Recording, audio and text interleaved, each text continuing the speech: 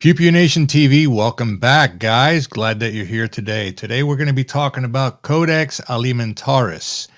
Okay, let me give you a little bit of a brief background on what Codex Alimentaris is. If you guys tuned in, and I know that you did, and you saw me do a slight comment on, the last collaboration I did with Jeff over at Freedom to Think, talking about what was coming up on the channel and stuff. And I did mention, a new playlist that I added, putting documentaries in there. Well, this is the one.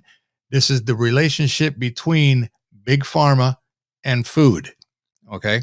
I did say that, Mr. Tucker Carlson over at Fox News was going to do a new release documentary also as well, which is already out. I've already seen them.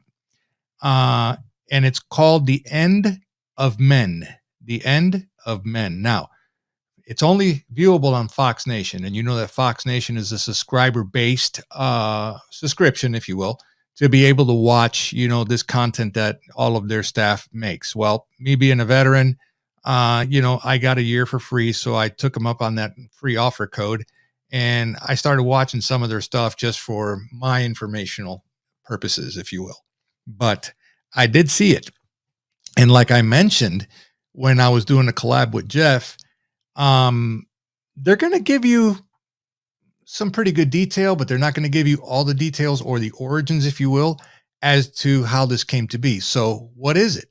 Well, they're basically talking about the correlation, or I should say the relationship between Big Pharma and food. And how is that affecting you and I? Well, from a male perspective, I can tell you that it has really, really screwed us up big time. And this has been happening for a long, long time. This is nothing new. However, it's now being talked about. And for the guys that are out there, and you know exactly what I'm talking about, gals, you know about this too, because this affects your reproductive system as well. Okay, because remember, you have to see this through the lens of my eyes, okay? Because I have already gone through somewhat of this experience, being raised under communism and stuff like that, okay? This is population control, what they're doing here, okay? The government is the government, all right? They're not going to be on the up and up and tell you exactly what's going on, because that's just what they do. And it's not just here in America. This is worldwide. They all do the same. They are all exactly cut from the same cloth, if you will. Okay. So men, if you've noticed, and we're just going to go ahead and talk about it, all the commercials out there from Big Pharma, talking about ED treatments. Okay. The little blue pill, that deal. Okay. Plus the Cialis and, all the other ones that exist out there. This was something that was never talked about before.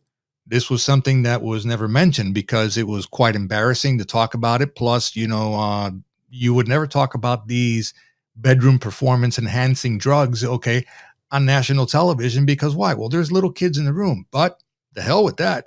Today, nobody respects kids anymore. All right. You got to be really careful when you have little ones in front of the TV, just watching regular TV, because you never know what kind of commercial you're going to get.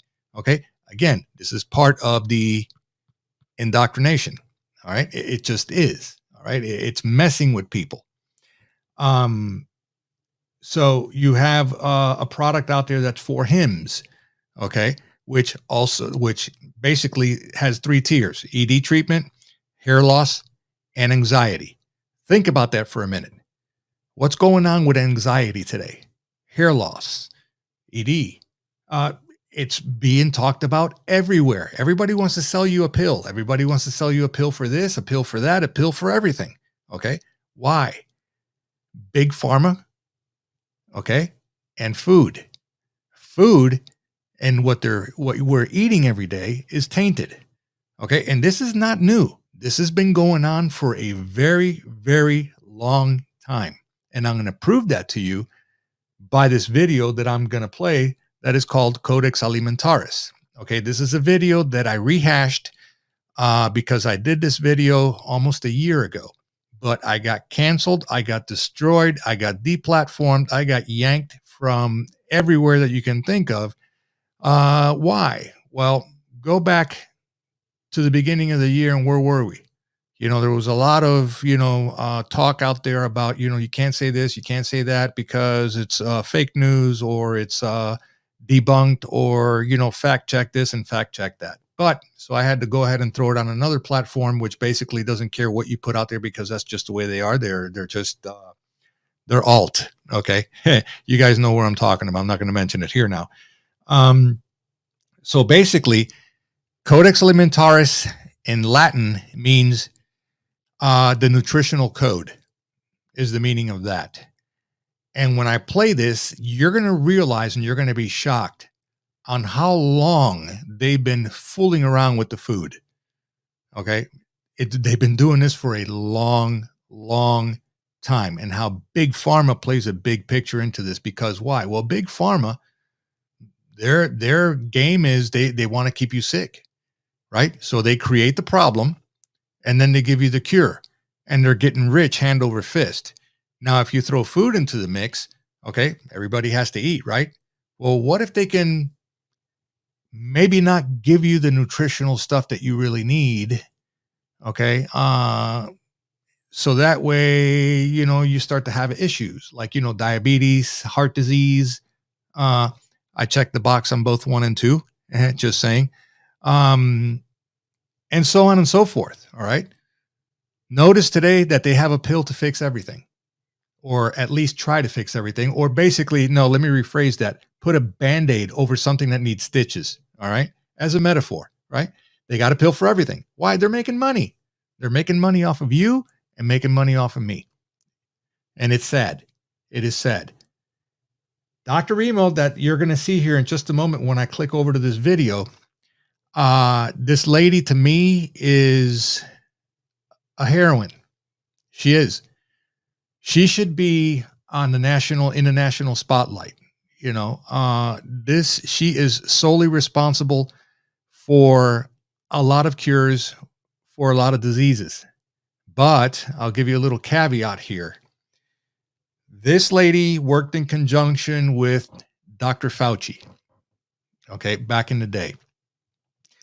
All of her research that she has done, one of those being the AIDS thing, okay, when she started seeing what was going on with patents of, experiments, trials that were yielding positive results, the greed factor came into play, and he started taking material through his company, and started taking patents out on that material that really wasn't him.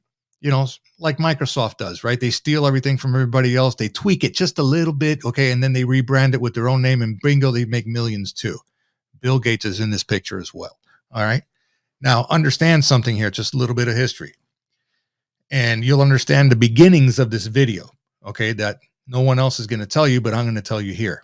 And I hope that I don't get yanked or canceled, for putting this out there, because this is true. And you can do your own homework. You can do your own research, and you can find this stuff as I did. Okay. I've been a student of this for quite a long time. Long ago in a galaxy far, far away. No, not really. But almost. During the Second World War, the Nazis, okay, used to have a chemist / scientist / researcher,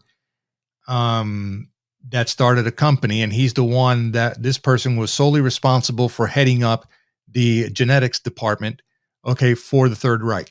Okay. And this is where they started experimenting with the Jews, and, trying to create the perfect race. Okay. As Hitler wanted to do. And they did all kind of atrocities. All right. With the Jews, the ones in the concentration camps, and just messing around with the gene pool and the coding and all that stuff. All right. This individual was a Jew himself, and he basically sold his parents out to the Nazi party as long as they wouldn't send him over to the gas camps, or the gas chambers over in Auschwitz. So he turned his parents in. Nice guy, huh? As long as he worked for the Nazis, and he did, and this happened. All right, so he's responsible for having his parents executed. This individual, after the Nazis lost the war, basically rebranded this company, brought it over to the States, and then it went up to Canada, and then it's probably world renowned right now. And the name of that company is Moderna. In case you didn't know that, where does that ring a bell? How's that sound familiar? I'll let you think about that one. This guy's name is George Soros. Okay, that's the guy.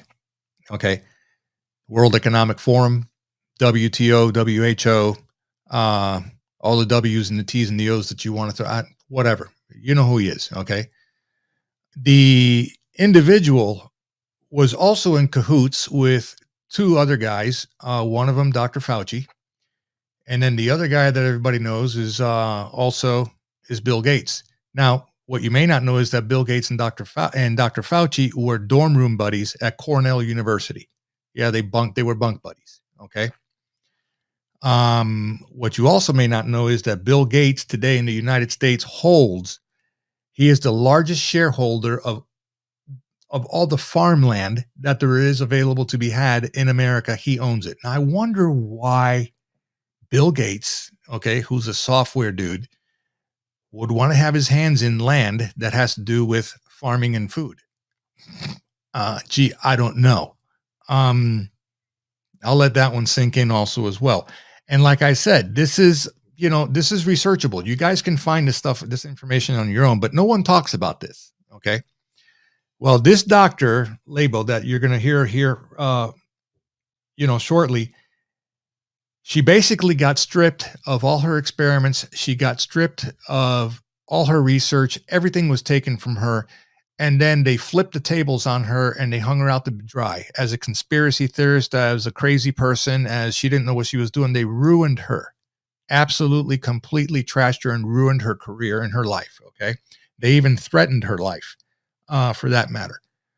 And you can go down that rabbit hole and continue, but I'm just giving you little bits and pieces so that way you can make a connection of where we are today, present time, and when this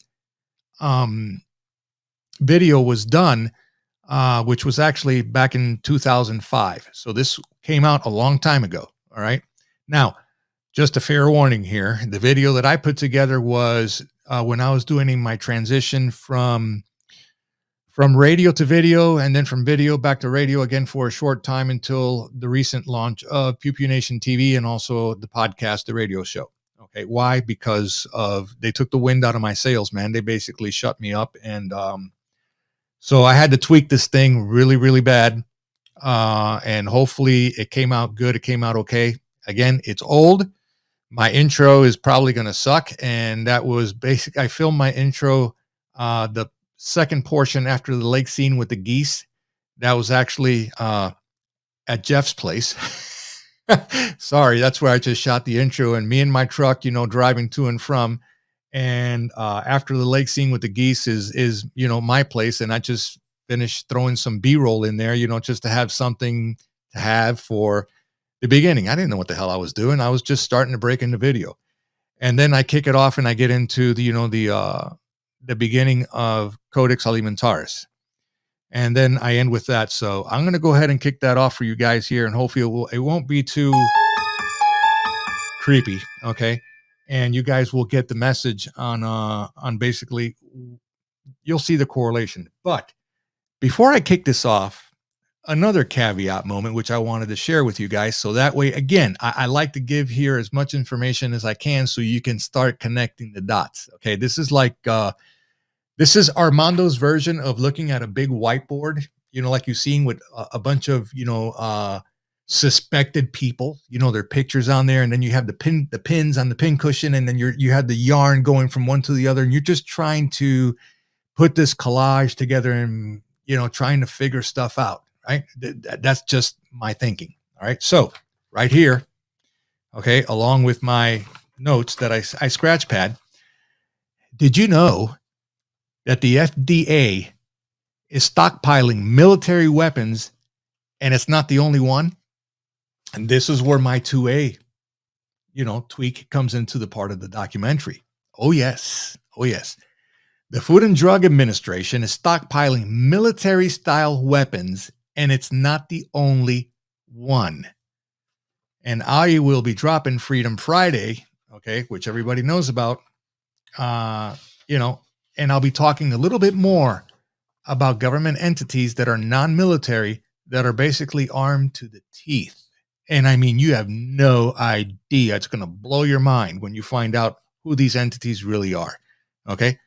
Little caveat moment there again, like I said. So let me just go ahead and read some of this stuff off here to you. Okay.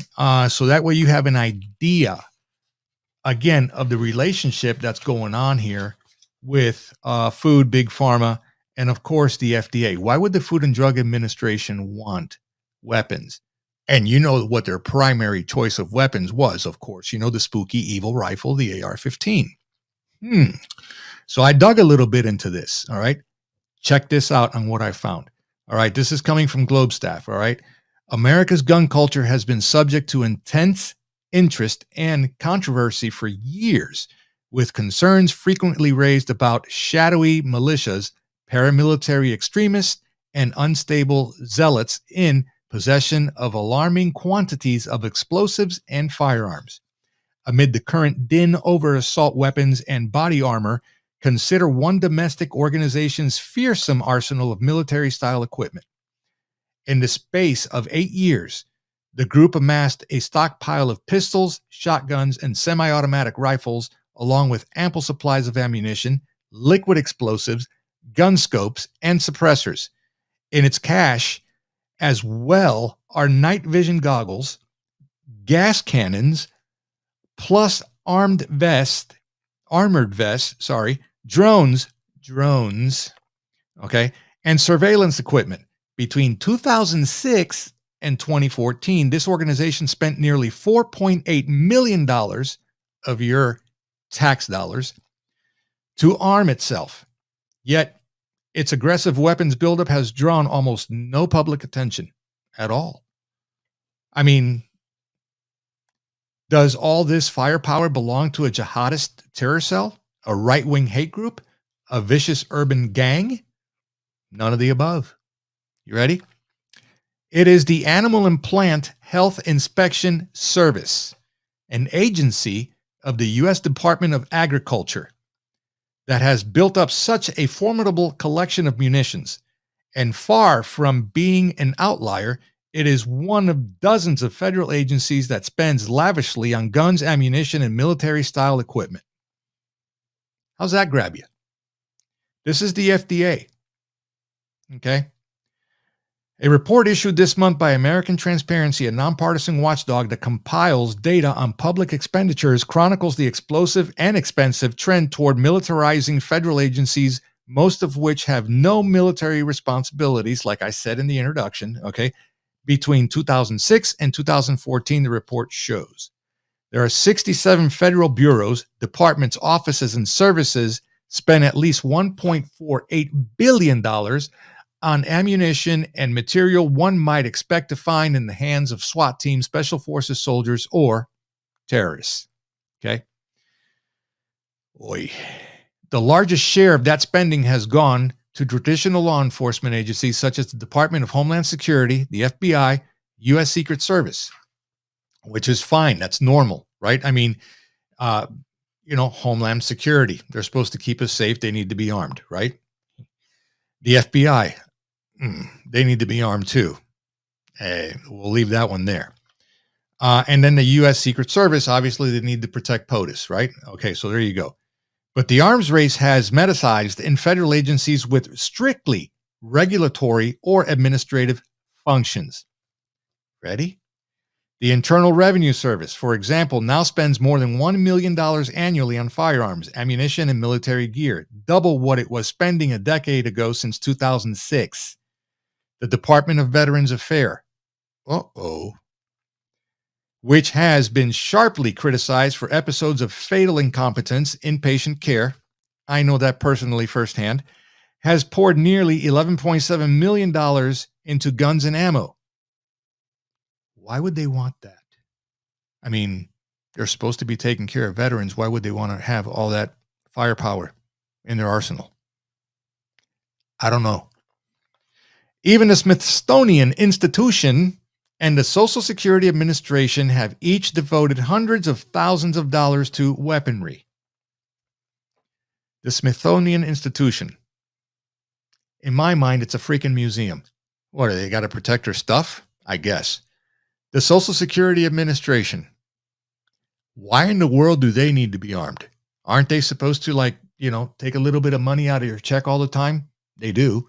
Okay. So that way, if it's still funded by the time you hit retirement age, they can throw you a few crumbs. That one doesn't make any sense to me either. Wait, maybe they're going to come back and collect their money that they want. And they're going to use the weaponry for that. I don't know. Let this sink in because there's more to this coming later. Now, incredibly, check this out. Incredibly, there are now fewer U.S. Marines than there are officers at federal administrative agencies with the authority to carry weapons and make arrests. The soaring growth of this federal arsenal alarms, this writer who's no longer with the article people, so I'm not even going to mention his name, the head of American Transparency at openbooks.com, which researched and assembled the new report. Just who, the guy asks, are the feds planning to battle? That's a great question. Could it be we the people? Because we still have the Second Amendment and we have guns? I don't know. Arguments long and loud about all the deadly firepower in the hands of private U.S. citizens regularly engage liberals and conservatives. Far less notice has been paid to all the deadly firepower in the hands of federal bureaucrats. Wait, and these are the guys that are trying to get rid of the guns? These are the guys that are trying to ban their term of assault weapons, the AR-15s, the AKs, the sporting rifles, okay, but they deem those assault weapons, which is a bullshit phrase, okay, there's whatever, they made that up. They're the ones that want to get rid of these weapons and they ban them, but yet, oh, wait, hold on. They're allowed to have them, but we're not. Clear violation of the Second Amendment, right? I mean, what part of shall not be infringed do they not get? Anyway, the government itself has become a gun show that never adjourns. Remarks from, U.S. Senator Tom Coburn said that. Dozens of federal agencies, entities that will never be called on to fight foreign enemies, now pack heat at unprecedented levels. Perhaps that, too, is something Americans should be arguing about. And let me tell you, that argument needs to be had. Anyway, now that you got that little bit of information, let's go ahead and check out this video. Again, my apologies in advance, man. I was a total rookie, and I hope it doesn't suck, but leave comments down below and you let me know, okay? Let's kick this thing off.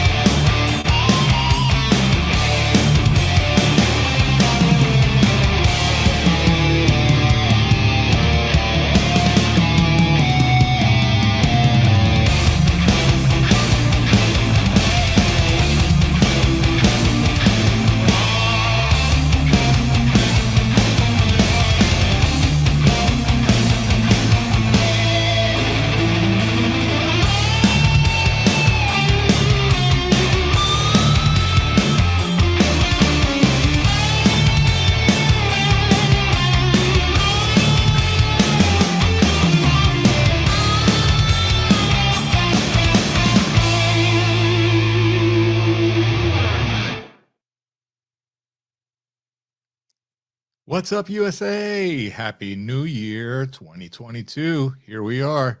Get ready for things to begin. Hope you guys had a great celebration. Glad that you're here with us today. Hey, guess what? Today is the official kickoff 2022 of What's Up, USA in video format, as you can see.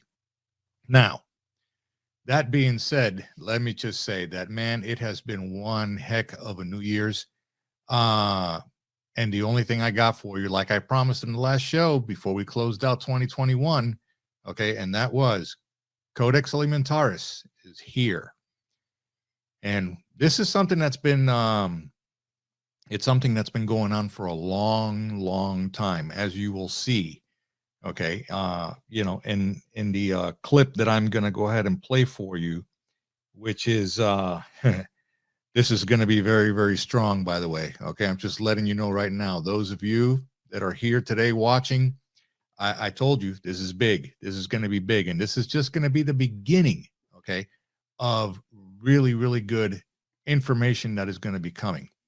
All right. We're going to start today with Codex Alimentaris. Okay. Translated, it's the nutritional code, as I like to call it. Okay. This was done by Dr. Rima Lebo. Okay. This video, okay, that I am going to play for you was done at a convention that she did, and it was done back in the year 2005. I will tell you in advance right now that, the video is old. It is very old.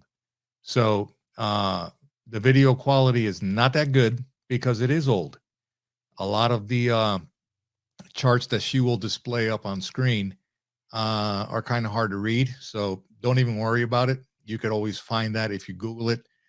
But what's important here is to know that the audio, what she is saying, is what's important. Again, for those of you out there that don't know what Codex Alimentaris is, I'm here to tell you, it's food. It's food. It's all about the food. I've been saying this for a long, long time on this show. Okay, what's coming is food. That's going to be the trigger. And I just want you to know why things are the way that they are today, why our health standards are where they are at today, why our quality of life is where it is today. A lot of people seem to get it twisted. Okay, they seem to think that, oh, it's COVID and it's, all these variants and stuff like that. No, that's partial. Okay, that is just partial. The food trigger, however, has been going on for a long, long time. As you will hear, a lot of these events that she is going to talk about have already happened, and they are here live with us today in 2022. So, without any further ado, let me go ahead and kick this off. And it's long. It's going to be about a 40-minute presentation. I'm not going to be doing a lot of talking today because why? Like I said early on, I want you to be informed and I want you to get this information. And once you listen to this information and you take heed of it, you'll be able to connect the dots a little bit better as to why we are where we are today. And then I'll come back and I'll go ahead and close out with some notes on the next show that we're going to kick off, which is going to be BlackRock. And let me tell you, there's a lot of buzz going on about BlackRock that you're going to want to know about.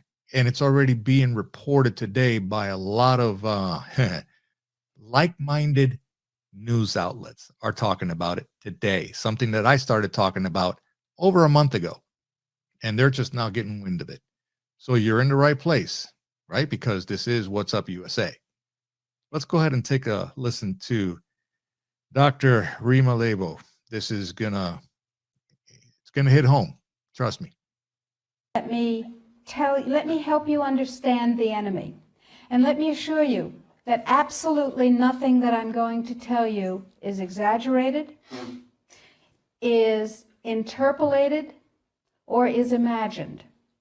Everything I'm going to tell you is documented.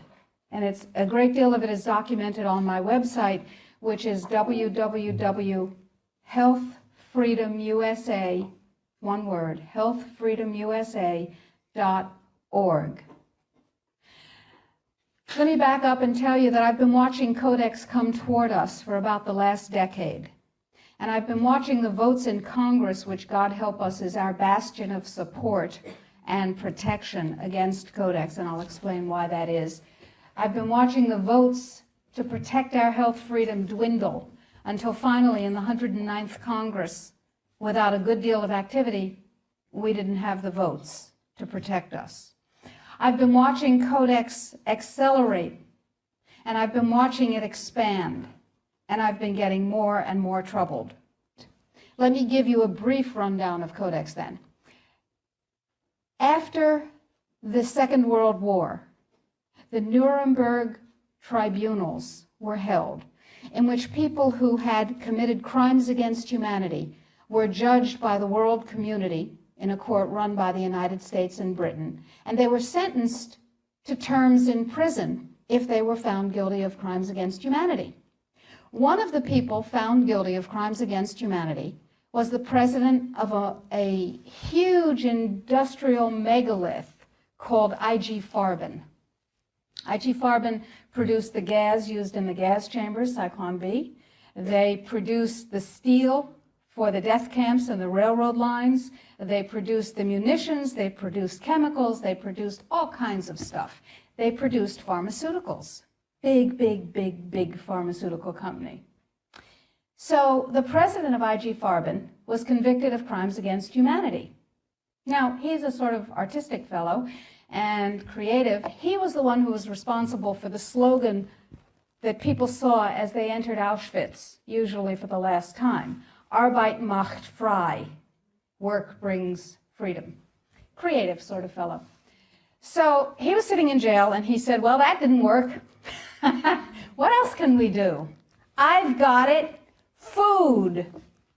He who controls food controls the world. So when he got out of jail, he went to his UN buddies and he said, have I got an idea for you? If we take over food worldwide, we have power worldwide. And his UN buddies said, cool idea. And so they created a trade commission. That's a very important pair of words, a trade commission called the Codex Alimentaris Commission. It is not a public health commission. It is not a consumer protection commission. It is a trade commission. Trade is about what? Money. Business. Trade is about profit. Well, they said in 1962, we're going to work toward total global implementation of Codex Alimentarius on December 31st, 2009. Long term. And they set up a bunch of committees on fish and fishery, fats and oil, fruits and vegetables, ground nuts, nutrition and foods for special dietary uses, and so on. There are currently about 27 Codex committee. There are regional organizations. There are task forces and so on. So it's a huge bureaucratic monstrosity. It's immense. Codex has promulgated well over 4,000 guidelines, standards, and regulations on everything which can legally be put into your mouth, with the exception of pharmaceuticals. They are not part of Codex. Important. Now, Codex standards have no legal weight whatsoever. Zero. So who cares about them? They're just standards. So we're talking about an industry-dominated, regulation-setting organization. But if it has no legal standing, who cares, right? Here's the history of Codex Alimentarius before 1962. The Austro-Hungarian Empire said, we need rules by which the courts can rule on cases involving food. So we'll have regulations and rules that the courts will enforce. That's how they get their weight. That was called the Codex Alimentarius, and it was put into place around 1893 and lasted until the end of the Austro-Hungarian Empire in the First World War. So the idea was there in the Germanic tradition. We need rules, lots of rules, lots and lots of rules. We need a lot of rules. Let's have rules for everything to do with food. So it was sort of a natural extension for the German industrialists to say, we'll go back to the good old days of Codex Alimentarius, back when we had them in the Austro-Hungarian Empire. Cool. So they started promulgating their rules and regulations, and they were voluntary. They were sort of guidelines. Now, Codex Alimentarius Commission is administered by the World Health Organization, WHO, and the FAO, the Food and Agriculture Organization. They fund Codex, and they run it at the request of the UN. So they're mommy and daddy to Codex Alimentarius. And that's very interesting, because they're supposed to be about health and food worldwide. Some conflicts of interest that we'll talk about. So Codex started promulgating regulations and rules, and the way that's done is that the committees work up a rule, a standard, a guideline, a regulation, and then they get it to what's called Step 8, which is the final step in their administrative process, and then it's presented to the Codex Alimentaris Commission for ratification, like the Vitamin and Mineral Guideline was presented to the Codex Alimentaris Commission on July 4th this past summer. It was ratified, it was approved by consensus, and it is now, despite the propaganda that you're going to hear, if you ever hear about it in the media, it is now mandatory upon any member country of the WTO, the World Trade Organization. Well, what in the world do they have to do with it? And the answer is everything. The World Trade Organization, you see, accepted Codex when the World Trade Organization was formed in 1994. Okay? They said, well, how are we going to decide trade disputes around food if we don't have a set of rules? I know, we'll accept the Codex Alimentaris rules, and all the members of the WTO worldwide will, get ready for an Orwellian term, harmonize with our standards, with the Codex standards. Harmonize. I suggest you capitalize the first 4 letters in your mind. So everybody's supposed to harmonize with Codex. And when they harmonize with Codex, then if they get pulled into the World Trade Organization dispute resolution process, they have a chance of winning. Because, here's the kicker. You ready for this one? If 2 countries go into the World Trade Organization dispute resolution process, and one of them is Codex compliant, and one of them is not Codex compliant, the one that is Codex compliant automatically wins regardless of the merit of the case. People are using Codex compliance as a weapon in a much bigger economic battle. So, every country in the world is racing to do what? To become Codex compliant. So, in the United States, the situation is, okay, how do we become Codex compliant when we have laws that protect us? And you have to remember that Codex does not serve consumer well-being, does not serve health. It serves what I call the 5 bigs. Big Pharma, Big Chema, Big Biotechna, Big Agribiz, and Big Medica. Little you and little me are not served by Codex in the least. So before we go forward and talk about the rest of what has to happen, let's ask what Codex does. You probably all know about the Vitamin and Mineral Guideline that was ratified on July 4th.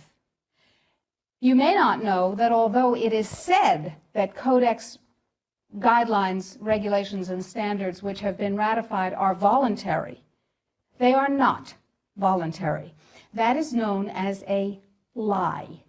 They are mandatory, but they are not fully mandatory until December 31st, 2009. They're sort of kind of a little bit mandatory now, and they're totally mandatory then. Okay, so what does Codex do? Why do I care enough about Codex to close my practice and stop treating patients who came to me from around the world to help them regain their health and be radiantly well with non-toxic means, which is a very satisfying thing to do. I love it. And it also provided me with an income. That was nice. Why am I concerned enough? Okay, let's talk about the Vitamin and Mineral Guideline first. In 1994, here in the United States, DSHEA, the Dietary Supplements, Health and Education Act, was passed, which classifies nutrients and herbs as foods. As foods, you can set no upper limit on them. You cannot set an upper limit on lettuce, lamb, or rutabagas, and similarly, you cannot set an upper limit on vitamin C, echinacea, ginkgo biloba, vitamin D. And access to nutrients is freely given to us. We are allowed to have any nutrients we want because, and this is a very important point, under common law, anything not forbidden is permitted. Codex, on the other hand, is a Napoleonic code law system. Under Napoleonic code, anything not permitted is forbidden. That's called a positive list. So, vitamins and minerals. In 1994, we passed DSHEA. Nutrients are foods. We can have as much of them as we want. It's our business. In 1994, Codex, with no notice here in this country whatsoever, declared nutrients, put on your intellectual seatbelts, declared nutrients to be toxins. They're poisons. Dangerous industrial poisons. As poisons, we have to be protected from them. How do you protect somebody from a poison? You use toxicology. You use a science called risk assessment. A quick primer on risk assessment. First, you take the substance that's poisonous and you feed it to animals and you determine the dose that kills 50% of them. That's called the LD50. Okay? And you extrapolate what the LD50 for a human being might be. Then, you go down to the other end of the dosage range and you start feeding itty-bitty tiny bits of it to test animals. And you come up with the largest possible dose, the maximum permissible upper limit, that can be fed to an animal before a discernible impact is shown. Okay? No discernible impact. Then you divide that by 100. That's how they do it in risk assessment. And now you've got a safety margin. So you've got 1/100th of the dose that can be given, the largest dose that can be given with no discernible impact. Okay? Nutrients under Codex not only are limited to those nutrients on the positive list, and we anticipate there will be 18 of them, and they do not include CoQ10, glucosamine, chondroitin sulfate. They do include fluoride, which, to my knowledge as a physician, has absolutely no biological benefit whatsoever. But it does make people complacent. Fluoride was first used in the Gulag because it was discovered that prisoners who were fed fluoridated water were complacent and you could do anything you wanted to them. They were easy to manage. So you have 18 nutrients. You have itty-bitty, teeny-weeny, little-bitty doses that are determined scientifically to have no effect on any human being. We're going to stop right there just for a moment because of what she just said. Little caveat moment here. About 5 years ago, the New York State Attorney General's office brought a lawsuit, against Walmart, Walgreens, CVS, Vitamins R Us, Vitamin Plus, and GNC. Correct. You can look this up. It's public. It's out there. And what they did is they brought in a third-party independent company and they pulled product off of their shelves and they took it into a laboratory and they were going to test it. This is what I mentioned to you about in the previous show. Okay, I gave you little tidbits about what I was going to be bringing you guys today. And the study that they did, remember me telling you about the nutritional code, the label that is on the back of everything that we consume, that we put in our bodies? Then I said that that label was bullcrap because it's basically made and implemented as a malnutrition guideline. Well, bear with me. This is where I'm going with this. These labs did independent nutritional studies on all these products. Okay, they pulled a bunch of vitamins and supplements off the shelves. I mean, from, like I said, from the retailers and online retailers, that they grabbed this product from. And here's what they found. The best of all of them only had 5% inside the bottle of what was actually printed on the back of the label. 5%. And you may ask yourself, why? Well, it's very simple. Codex Alimentaris, right? They're not regulated. They are not regulated. So they can print on the back of that label whatever the hell they want, because everything is controlled by these evil people, if you will. Okay, you know, your USDA, FDA, blah, blah, blah. You heard the names of the companies, World Health Organization, World Trade Organization. You heard all of them, and she's going to drop more. That's going to blow you away. All right. The best only had 5% of what was actually printed on the label inside the bottle. The other ones that didn't even rate didn't have any nutritional properties whatsoever. What they did find in them was rice fillers, sawdust, okay, and ficus plant. So you're eating a ficus plant. I mean, really. No wonder some of these vitamins and supplements make you sick. They make you feel sick after you take it because you're getting junk. You're not getting anything out of this that has any nutrition whatsoever. Ergo, the reference that I made also in the last video about when you go pee, all right, the color of the urine is like a bright orange or a bright yellow and things like that, okay? Because your body is rejecting what you're ingesting and you're paying top dollar to get supposedly, okay, the best of the best products that are out there. And it's all crap. Why? They want to make you sick, okay? They want you on the pharmaceutical plan, which is take a pill for you to get better, because at the end of the day, again, it's all about money. All right. Keep that in mind and continuing listening to the doctor here. Now, in this country, we have a problem. We have Duchenne. We got to get rid of Duchenne in order to harmonize with Codex. That part of Codex, anyway. So how do we get rid of Duchenne? We attack it legislatively, of course. And there are 5, count them, 5 bills currently before Congress designed to overturn, gut, invalidate, and otherwise get rid of Duchenne.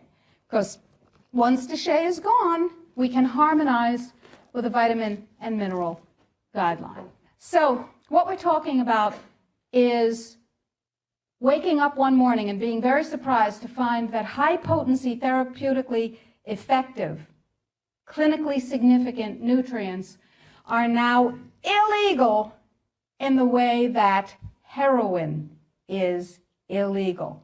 Not available with a prescription, illegal. If these nutrients have any impact on the human body, they are illegal. That's just the vitamin and mineral guideline. Let's talk about milk. We have recombinant bovine growth hormone, and now we can choose milk with it or milk without it, butter with it, butter without it, right? Not under Codex, because under Codex, every dairy cow on the planet must be treated with Monsanto's recombinant bovine growth hormone. Furthermore, under Codex, every animal used for food on the planet, whether it has fins, feet, or feathers, every animal on the planet must be treated with subclinical antibiotics. Must be treated with subclinical antibiotics and must be treated with exogenous growth hormones. Codex requires, mandates that all food be irradiated unless it's eaten locally and raw. All food, including organic food, of course. So is it organic afterwards? Well, of course, the organic standards are incredibly low. The organic standards allow a farmer to use veterinary drugs, including growth hormones, antibiotics, etc., on animals, and then at his whim reclassify them as organic. But farmers are our friends, and they would never do that, right? Another caveat moment also as well, okay, based on what she just said. There are only five certified organic vitamin and supplement companies in America today, or in the globe, sorry, in the globe. There are only 2 one I know of here in America that are certified organic 100%. And these companies pay millions upon millions of dollars a year with the FDA to get certified, okay, to be 100% naturally clean organic vitamins and supplements that actually come from food, not a laboratory. All right. It's crazy what is actually going into your body. Do you understand? What she just said right now basically is that in order for a product to be certified organic, if it has a little tiny sliver of a leaf that came from a plant in the product, it's considered organic. The rest of it, rice fillers, sawdust, ficus plants, you know what I mean, whatever. And that's honestly, read this. Again, 5 years ago, article, New York State Attorney General's office filed a lawsuit against all of these companies exactly for what she's talking about right now. Okay, it's out there. This should make the hairs on the back of your neck stand up. Let's continue with the doctor.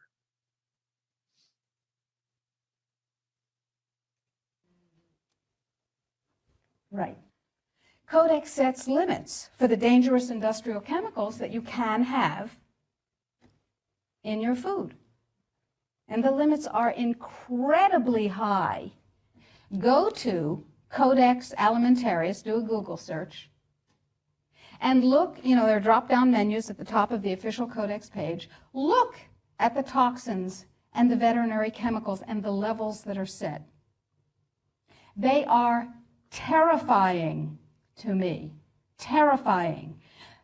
The names of the chemicals that are permitted and the amounts of the chemicals that are permitted are terrifying to me. Why am I terrified? Well, perhaps I'm just a cowardly person. It's possible. Think about this.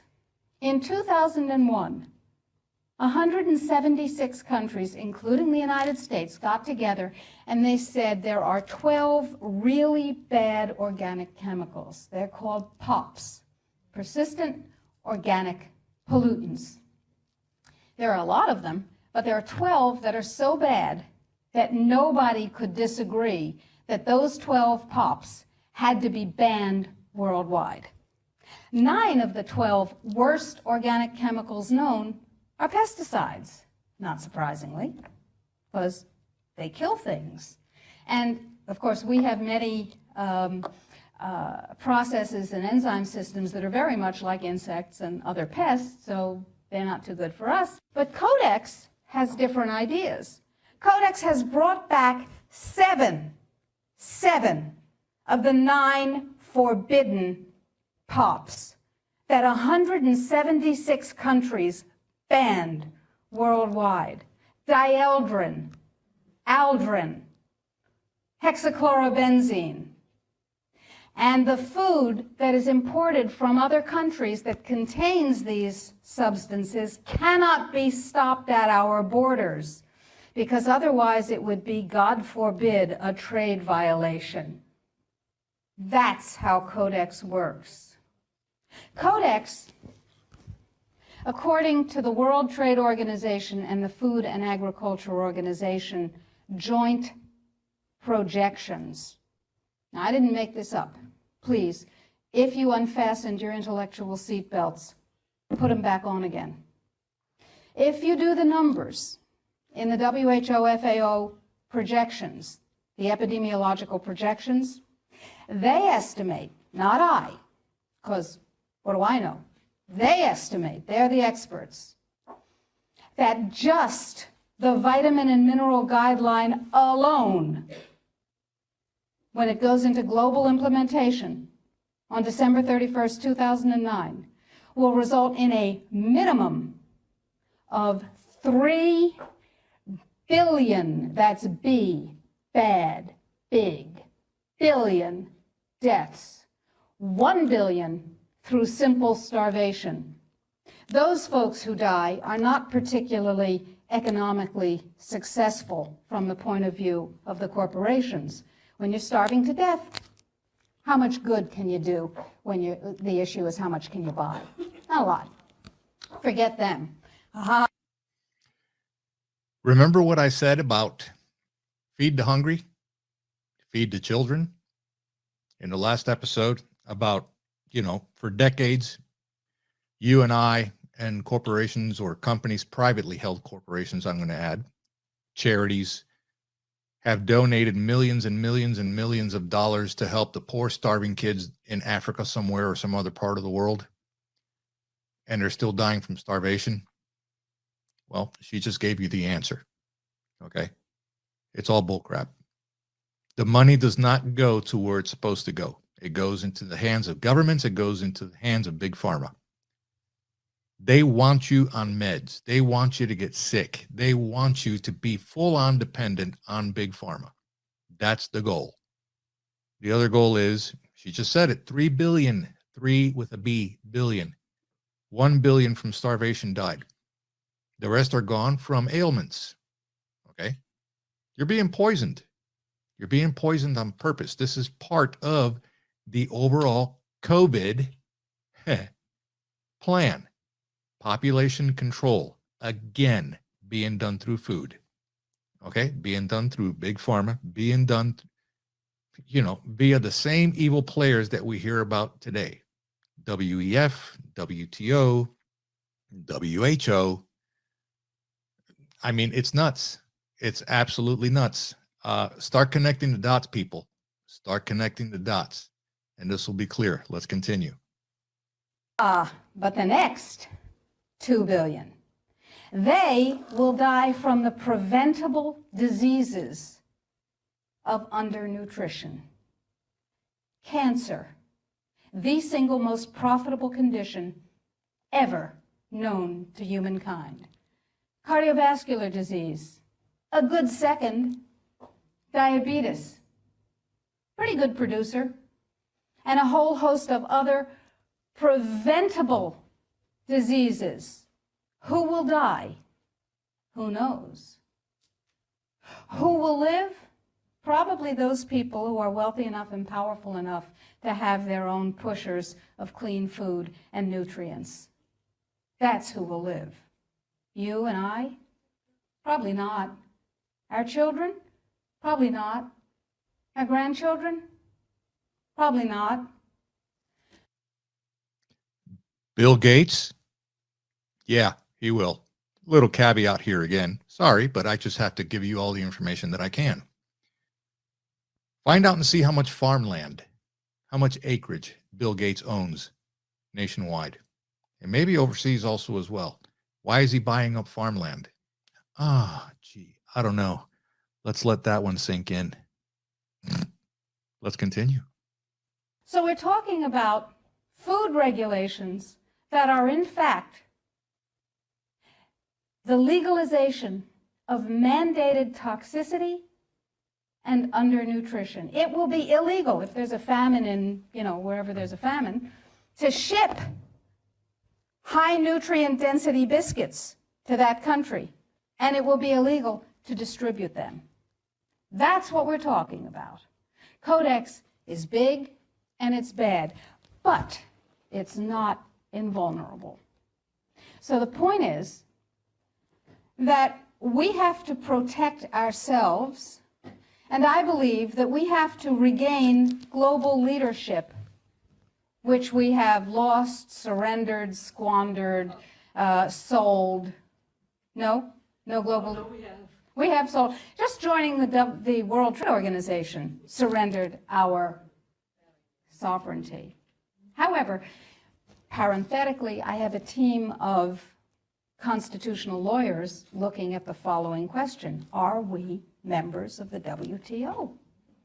Because if you remember from high school civics, the way you get a treaty to be a real treaty is to have it ratified by a 2/3 majority of the Senate.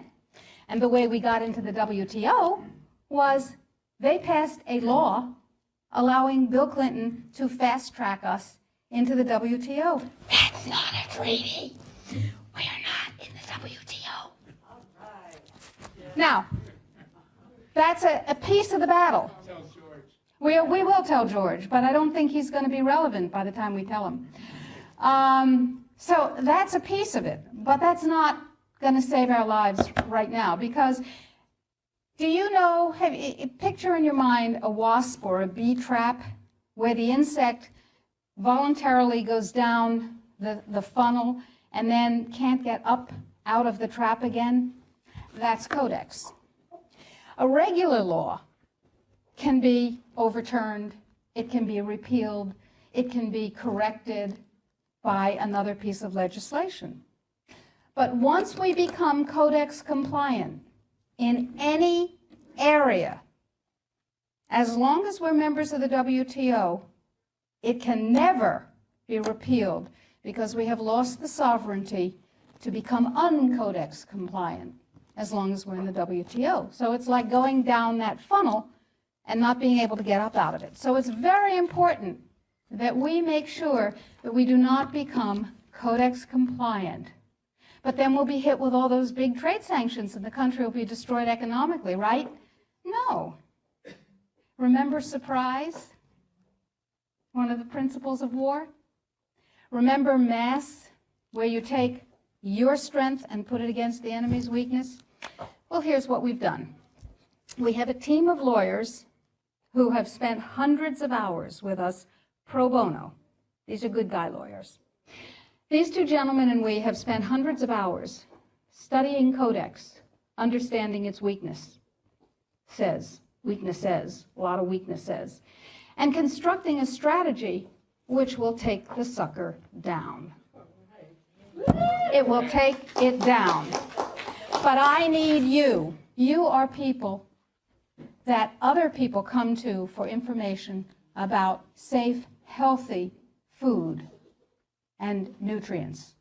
You are ready-made dissemination points. You are the 1,000 million, 100 million points of light. Here's what is happening. Every country in the world has to be Codex compliant in order not to get hit by WTO trade sanctions, as I told you, if they're members of Codex in the WTO. And there are a few countries that are not, but I guarantee you they're not of any major significance. So, the question is, what does Codex compliance mean? Well, most people, most countries, most legislators believe that it means they have to adopt as their national standard on that particular subject what Codex ratified. But that's not the case any more than we're in the WTO. That's not the case either. What it means is that the format, the issues, and the subjects covered by a Codex guideline, standard, or regulation have to be addressed in the country's guideline, standard, or regulation on the same topic. So, what we have done is create the first of many alternative Codex guidelines. You can go to our website, www.healthfreedomusa.org, and you will see a little button on the upper right-hand side that says, Sign the Citizens Petition. Now, to briefly digress, the Citizens Petition is not like a grocery store petition that you sign and you bring to somebody and you say, I have 200,000 signatures, and they dump it in the wastebasket, because in their mind, it's one signature, you and your friends wrote 200,000 names. No, it is a legal challenge to the policy of the United States government on Codex. It's called a Citizens Petition. It's a legal challenge. We're suing the United States government, saying what you're doing is illegal, folks. Let us tell you how. We want hearings of fact. We want redress. We want correction. If we get what we want, that's dandy. If we don't get what we want, we have gone through a process called exhausting administrative remedies. We have made the case ripe for court.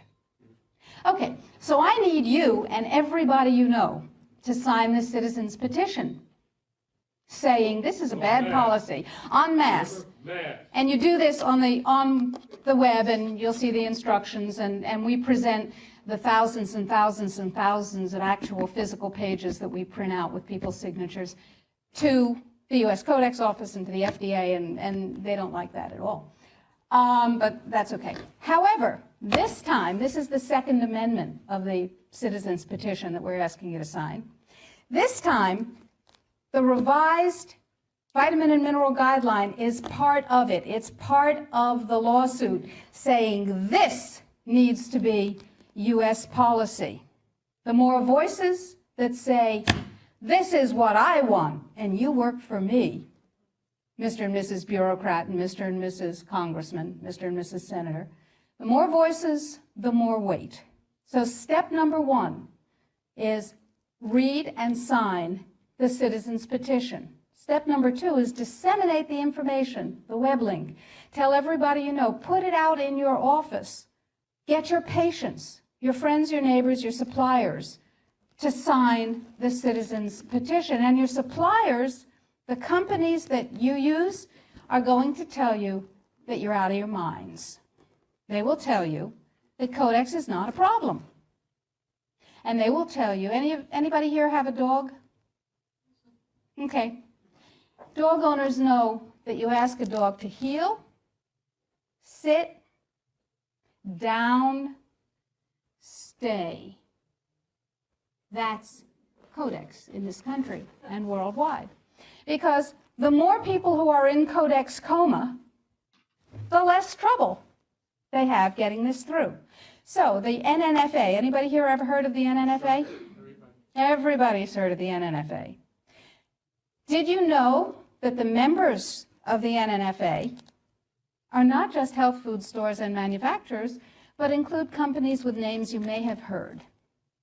Pfizer, Merck, Monsanto, Bayer, BASF, Archer Daniels Midland, Chemet, Eastman Chemical, I could go on, GlaxoSmithKline Wellcome, Wyeth Arrest, you get the idea. Why? Because after DSHEA was passed and the nutrient business burgeoned, the pharmaceutical folks said, and they're not dumb, said there's gold in them thar pills. And they bought the means of production of many, many, many companies, and they bought the companies themselves. So they're in the nutrient business.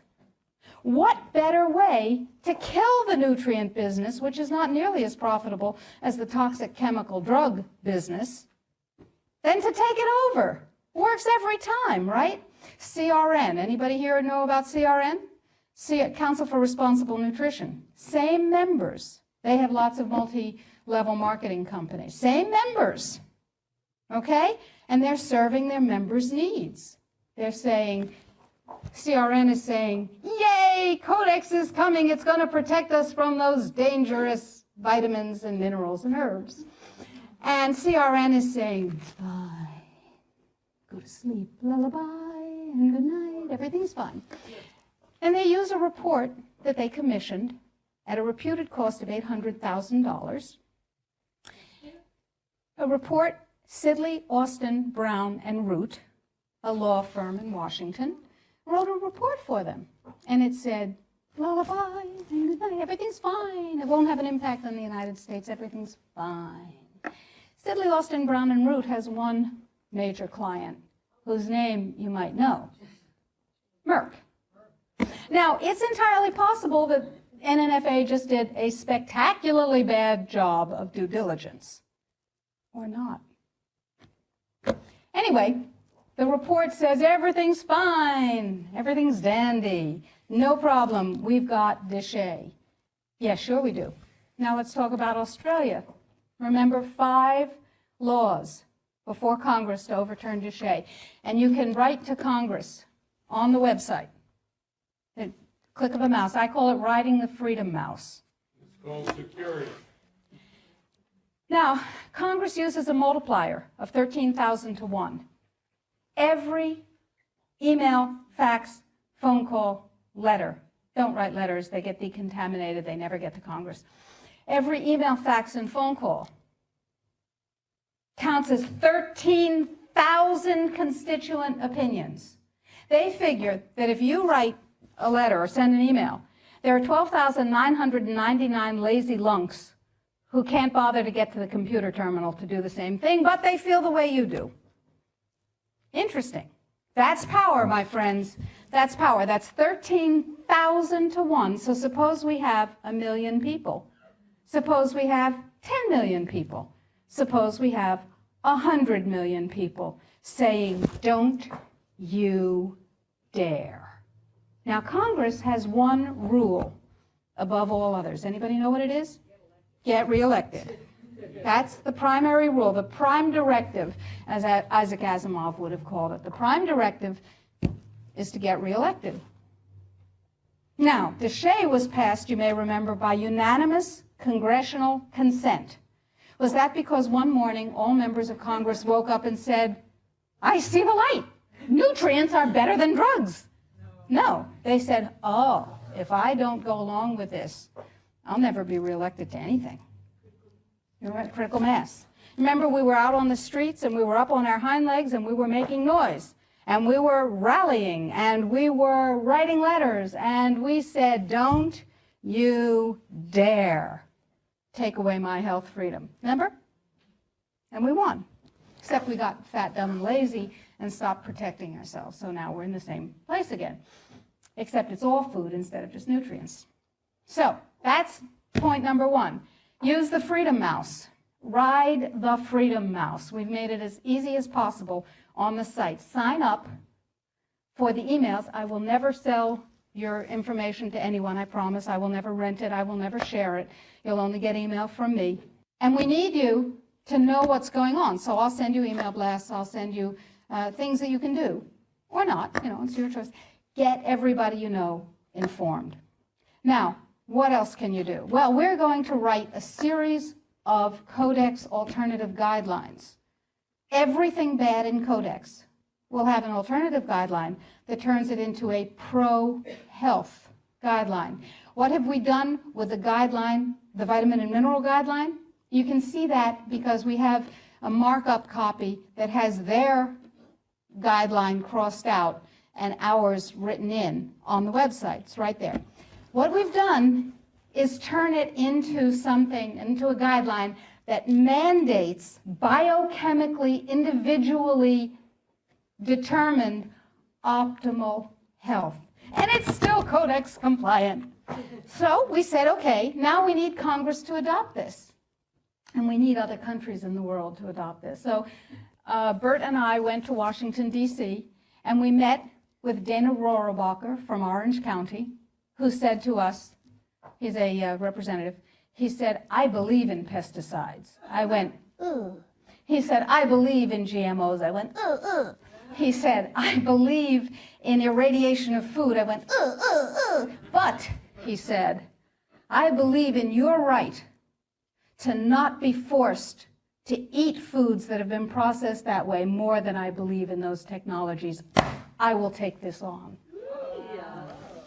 We said, oh, that's really nice. And he said, now, we need a coalition. So we went across the aisle, or across the office building, to see Peter DeFazio's staff from Oregon, who is a liberal Democrat, whereas Rohrabacher is a Republican, a libertarian Republican. And DeFazio's on board. And we have large numbers of others who actually never heard of Codex before we told them about it. Never heard of Codex. We have called every health legislative aide in Congress, and we have said, what's your congressman's position on Codex? And they've said, nah. We have spoken to the trade legislative assistants. We've said, what's your congressman's position on Codex? And they've said, on what? They don't know. We had a congressional briefing set up on the 20th of September. I was going to address Congress, tell them about it. I thought that was cool. 10 days before, it became a briefing on something else. Another freedom click. You need to write to Congress on the site and tell them that they need a congressional briefing, by God, and tell them you want me to brief them. They don't know. They've never heard of it any more than the general public has heard of it. Gee, how'd that happen? Who knows? Every negative part of Codex can be overturned by a guideline a regulation or a standard that is positive. So we need your help, because the United States leadership in this guideline and all the positive guidelines to follow is what's going to literally save the population of the planet and save your jobs and your children and your families and mine. Thank you.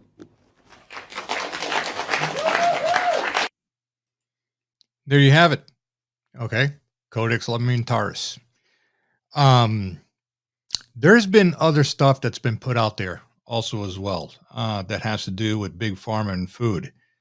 Some years back, there was you could probably still find this here on YouTube. It's called, it had to do with the Golden Arches.